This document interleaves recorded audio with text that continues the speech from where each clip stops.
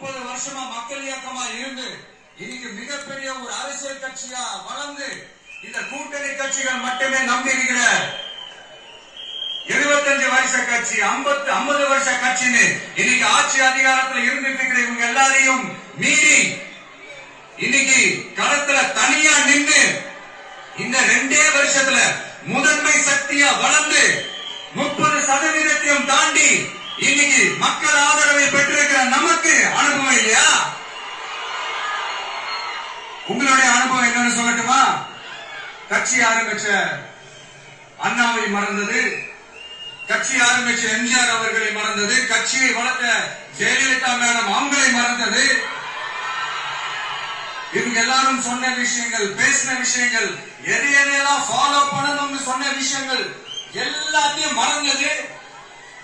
இவங்களுக்கு நமக்கு அனுபவம் இல்லையா? நமக்கு அனுபவம் இல்லதான். கொள்ளை அடிக்கிறதுலாம் எங்களுக்கு அனுபவம் இல்லதான். அதெல்லாம் எங்களுக்கு சுட்டு போட்டாலும் வராது. இந்த கொள்கையை பேருக்கு மட்டும் வச்சுக்கிட்டு நேரடியா சரண்டர் ஆகிறது, மறைமுகமா சரண்டர் ஆகிறது, இந்த மாதிரி அனுபவம் நமக்கு இல்லதா? அது நமக்கு சுட்டு போட்டாலும் வராது. மக்களை நேசிக்கிற நல்ல குணம் இருந்தா போதும்யா. நல்ல சூப்பரான ஒரு நல்லாட்சி கொடுக்கலாம். நல்லாட்சி கொடுக்கிறதுக்கு மெட்ட படிச்ச மேதாவிகளா இருக்கணும்னா ஒன்னும் அவசியம் இல்ல. காமராஜர் அவர்கள் மாதிரியோ எம்ஜிஆர் அவர்கள் மாதிரியோ மக்கள் சக்தியின் துணையால, மக்கள் மேல அக்கறையா இருக்கக்கூடிய நல்ல அதிகாரிகளின் துணையால சூப்பரான ஒரு நல்லாட்சி என்னால கொடுக்க முடியும். செஞ்சு காட்டுறேன்.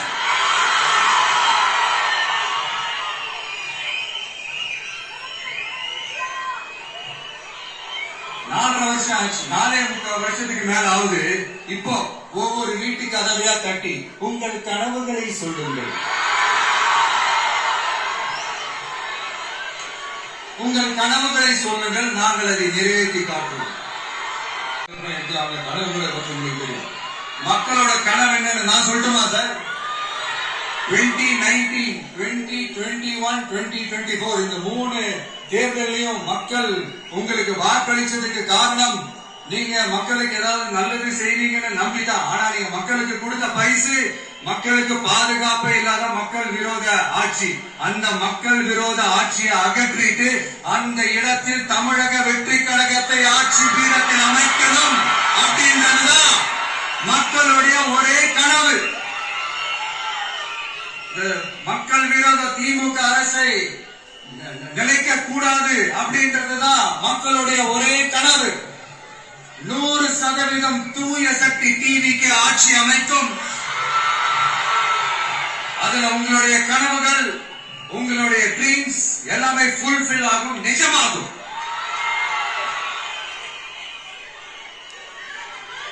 தமிழ்நாடு எப்பவுமே டெல்லிக்கு அவுட் ஆஃப் கண்ட்ரோல் அப்படின்ட்டு ஸ்டாலின் சார் அடிக்கடி சொல்லுவாங்க. ஸ்டாலின் சார் எது எதுலாம் அவுட் ஆஃப் கண்ட்ரோல் இப்ப நான் கொஞ்சம் சொல்லட்டுமா? முதல்ல சட்டம் ஒழுங்கெல்லாம் அவுட் ஆஃப் கண்ட்ரோல், பெண்கள் பாதுகாப்புல அவுட் ஆஃப் கண்ட்ரோல்,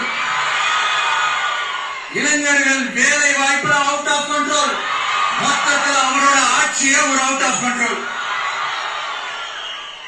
இந்த வருஷம் பிகினிங்ல சட்டசபையில பேசும்போது சொல்றாங்க, மக்கள் எல்லாரும் ரொம்ப மகிழ்ச்சியா இருக்கிறாங்க, அதனால நானும் ரொம்ப மகிழ்ச்சியா இருக்கிறேன் அப்படின்னு.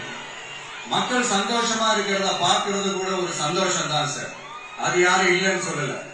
அப்படி உண்மையிலேயே மக்கள் உண்மையிலேயே சந்தோஷமா இருக்கிறாங்க அப்படின்னா ஏன் சார் விவசாயிகள் போராட்டம் நடக்குது? ஏன் சார் மீனவர்கள் போராட்டம் நடக்குது? ஏன் தொழிலாளர்கள் போராட்டம் நடக்குது? தூய்மை பணியாளர்கள் போராட்டம் ஏன் நடக்குது? அங்கன்வாடி ஊழியர்கள் போராட்டம், செவிலியர்கள் போராட்டம், மருத்துவர்கள் போராட்ம், மாற்றுத்திறனாளிகள் போராட்டம், அரசு ஊழியர்கள் போராட்டம், ஆசிரியர்கள் போராட்டம், இடைநிலை ஆசிரியர்கள் போராட்டம், பகுதி நேர ஆசிரியர்கள் போராட்டம். இதெல்லாம் உங்க ஆட்சியில மக்கள் மகிழ்ச்சியா இருக்காங்கன்றதுக்காக நடக்கிற போராட்டமா சார்? எனக்கு தெரிஞ்சு மக்கள் சந்தோஷமா இருக்கிறாங்கன்னா பொங்கல் வச்சு கொண்டாடுவாங்கன்னு கேள்விப்பட்டிருக்கேன். உங்க ஆட்சியில தான் போராட்டம் நடத்தி அவங்களுடைய மகிழ்ச்சி மகிழ்ச்சியை வெளிப்படுத்துறாங்கன்னு நினைக்கிறேன். இன்னும் தீரவே தீராத பிரச்சனைகள்னா இருக்கிற இடம் பிரச்சனை, பார்க்கிற வேலை பிரச்சனை, பண்ற தொழில் பிரச்சனை, விலைவாசி பிரச்சனை, தண்ணி பிரச்சனை, பஸ் வசதி இல்லைன்ற பிரச்சனை, ரோடு சரி இல்லைன்ற பிரச்சனை, ஆஸ்பத்திரி சரியா இல்லைன்ற பிரச்சனை, இப்படி எல்லாம் ஒரு அடிப்படை விஷயங்களே பிரச்சனையா இருந்தா அப்போ ஆளுங்கட்சின்னு ஒண்ணு எதுக்குதான் இருக்கிறாங்க அப்படின்னு தானே மனசுல தோணும் மக்களுக்கு.